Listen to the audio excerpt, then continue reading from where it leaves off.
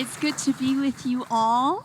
The last time I was at the One Project was back in 2019 when I was lead pastor at the Victorville Seventh-day Adventist Church, and I had a small group that were there at Crosswalk. And now I have the joy of serving as an associate with this amazing team at the La Sierra University Church. Back then, my grandfather was with me, and he's now 97, and I also had my 6-month-old daughter there, Eleanor, and she's now 6 years old. And by the way, JFIT, thank you for caring for families. Thank you, One Project leadership team, for providing childcare, and Pastor Elizabeth and the team that's there. When you go past that room, please say thank you for me and for all the parents that are here for caring for our kids. Back in 2019, someone, I don't know who it was, someone packed a backpack for Eleanor, and it was so amazing. She still loves this backpack to this day. Can you see it there in the next picture? There, can you find it? She still loves this backpack. Also given to us back in 2019 was a Jesus All shirt that our third child has now outgrown. But more than clothing, the One Project continues to give me courage that an Adventist voice that puts Jesus at the very center is alive and well. In Luke chapter 12, Jesus is facing a crowd of thousands. But he's ignoring them for a moment because he wants to focus on his inner circle. He's talking to his disciples, and he's telling them, be careful of religious hypocrisy. He's warning them against being afraid of the authorities. He's reminding them of their worth, and that when the powers that be take them to task, they will be given the right words. And right at that moment, he's interrupted by someone in the crowd. Teacher, tell my brother to divide the family inheritance with me. Now, I first read this text as a pastor. Recently, I've had 2 people contact me from prior churches to tell them about struggles that they're going through with money after a family member has died. These struggles are so deep that relationships have been separated, and in one case, paternity has been questioned after decades of life together. Be exposed to enough people, and you'll see how commonplace and painful these disputes can be.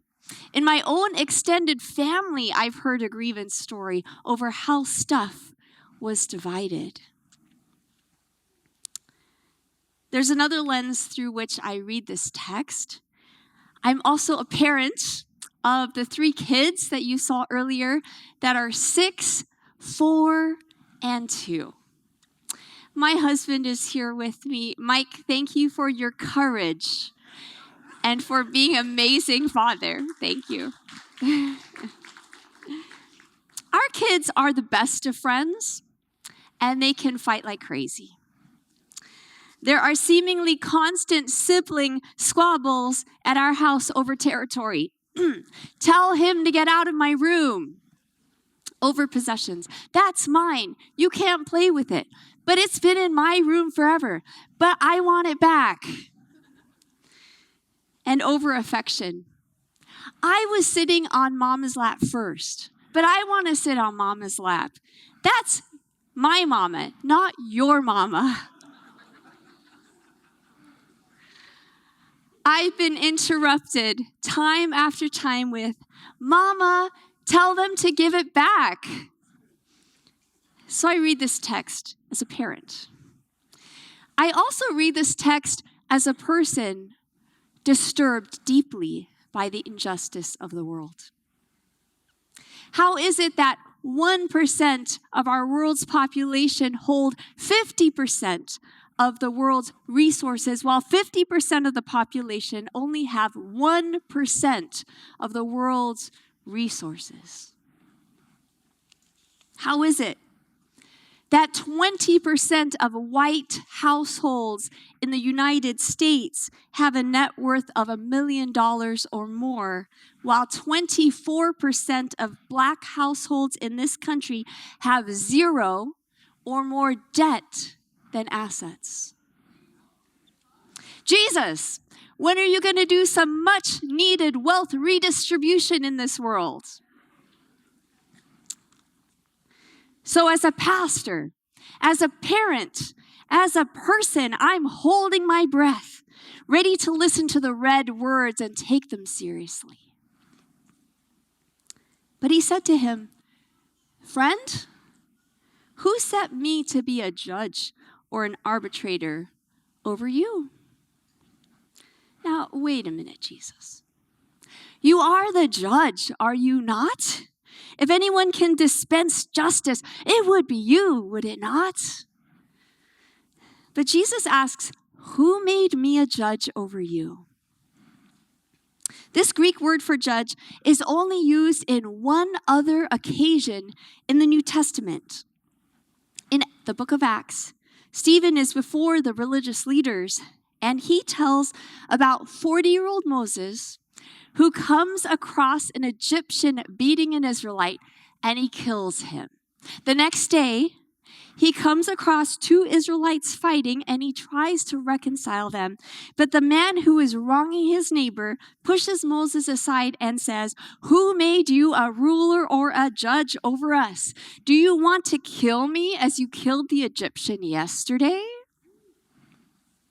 The problem with taking the role of judge or dispenser of justice by forcing whatever solution that I deem best is that I break trust with the very people that I'm trying to help. They think, if she's willing to destroy my oppressors, how soon will it be before I'm in danger too? And then there is this word, arbitrator. In Greek, it is literally divider, and it's only used here in the whole New Testament. The man says, "Tell my brother to divide." And Jesus said, "Who made me a divider?" If my kids are fighting over a toy and they come to me, they each want me to take their side. And when I'm frustrated, I often do take a side because I want the fighting to stop, and I want it to stop now. So I judge the case. I take the toy and I give it to the original property owner. Or I take the toy and I tell the property owner, "You are being ridiculous. You have not played with this toy. You better share this toy with your sibling." Or when I'm really frustrated, I take the toy away so no one can play with it. And you all know how well that works. Here's the problem with being the judge and the divider. I've not only divided the property, I've further divided the siblings. I've created winners and losers. I've cemented feelings of resentment against each other, and guess what? Against me too. If you have kids under the age of 18, I highly recommend this book. In Siblings Without Rivalry, Adele Faber and Elaine Majlis write this: "Forced sharing undermines goodwill. When parents take the stance, in this house, I'm the one who's going to decide who has to share, who gets to keep, what's reasonable, what's unreasonable, who's right, who's wrong, the children end up being more dependent upon the parent and more hostile towards their siblings." So instead of being a divider, Jesus gives us all a warning. Take care. Be on your guard against all kinds of greed, for one's life does not consist in the abundance of possessions. Or, in other words, the size of your bank account is not an indicator of your quality of life. Or, for a disciple of Jesus, wealth is not an indicator of success. Guard against greed. This word for greed includes a psychological aspect, the insatiable desire to have more. But it also includes its practical consequences when we become reckless in pursuit of gain. Greed, it's ambition combined with arrogance. Then Jesus tells a story. A man who is already rich. He's already rich. He has a bumper crop.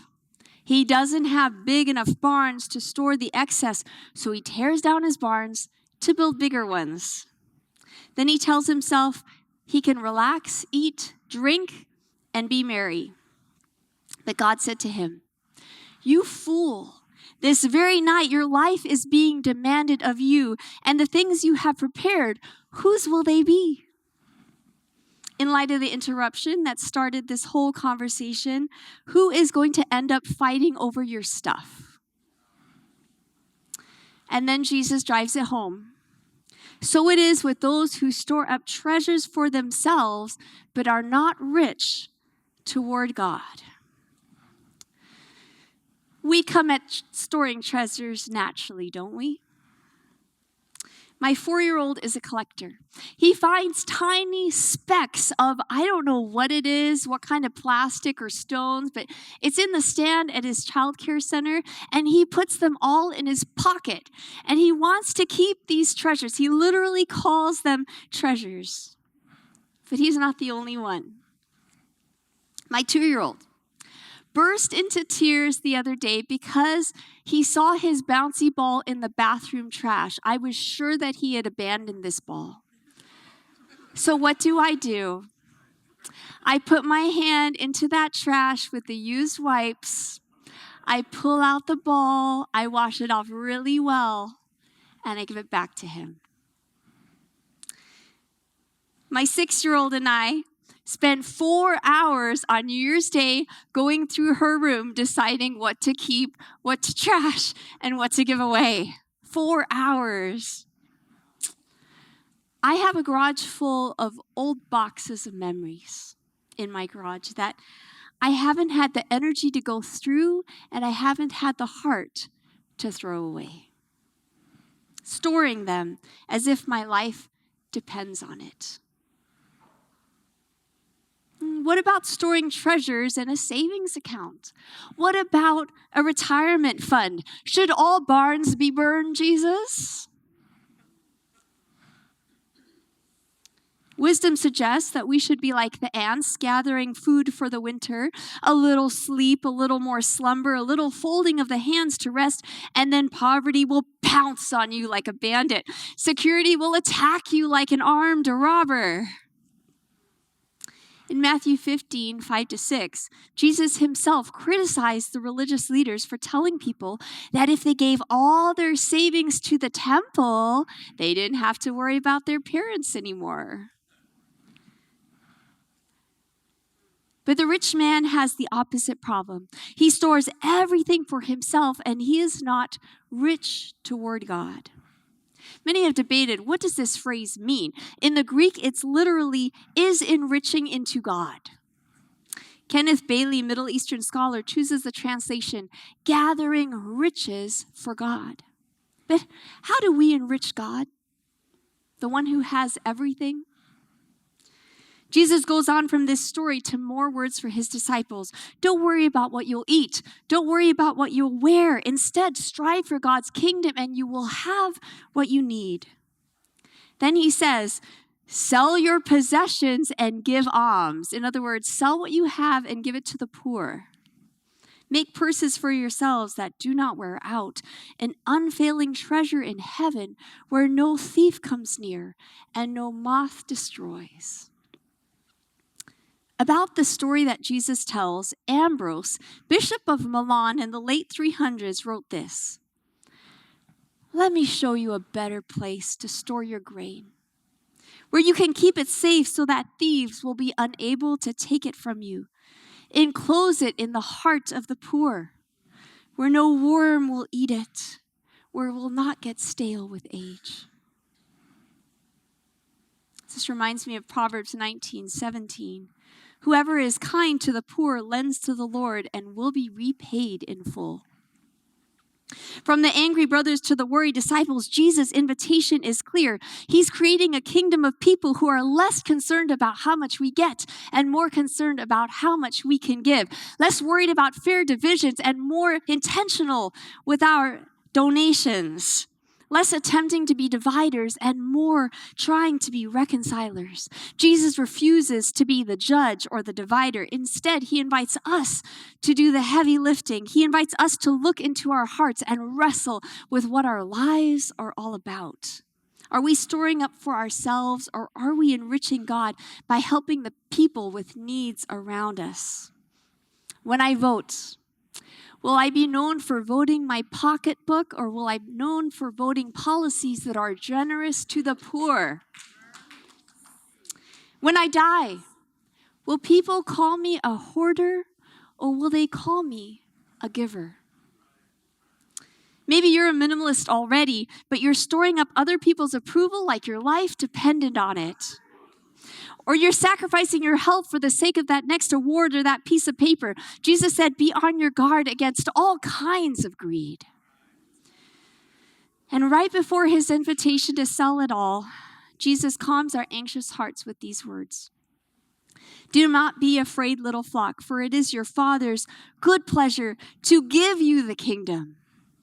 We don't have to fearfully fight for our needs or for others' approval. We have a parent who longs to gift us food, clothes, drink, and life forevermore. This January, those of us in Southern California were reminded how quickly life can change. On the 7th, wildfires roared through greater LA region, devastating Pacific Palisades and Altadena. More than 200,000 people were evacuated, over 18,000 structures destroyed or damaged, and at least 29 people lost their lives. Lauren and Nelson Saravia had lived in their rental home in Altadena for a decade. Originally from Florida and El Salvador, they met in the food industry in LA. They owned the Tropic truck serving tacos, quesadillas, loaded fries, and other Cali Caribbean food. They had started with a rental truck and $10,000 and grown to 3 vehicles, 10 employees, and a packed calendar. At 1 a.m. on the 8th, they could see the fire on the mountain behind their home. And then their power went out. So without any evacuation orders, they grabbed their 4-year-old daughter, Izzy, the laptop, important papers, and drove as fast as they could. They could hardly see through the smoke. Their house burned to the ground. They lost everything inside, including the wedding dress, locks of Izzy's hair, tile mosaics that Lauren's mom had crafted, and the Christmas tree with all its presents. Izzy's school, where she had just started TK, also burned to the ground. But their trucks were parked in a different location. And on January 10, Lauren got a call from the sheriff's deputy at the Altadena fire station. Firefighters were on 24-hour shifts, battling blazes and searching for the dead. Roads were closed. The power was out. The first responders were hungry. Lauren asked, "What time is your dinner shift? We'll be there." When their story was published in the Washington Post on January 30th, the Saravias were still there, feeding first responders, residents who had lost homes, volunteers offering protective equipment or counseling. They started paying for the food from their own pockets. But then Best Food Trucks and World Central Kitchen stepped up to help, and their generosity has sparked more generosity. Friends brought clothes and cups and plates, and the co-owner of a fellow food truck started a GoFundMe and raised $9,000 for the family. The Saravias found their home with everything in it was a total loss. But they discovered that even then, all was not lost.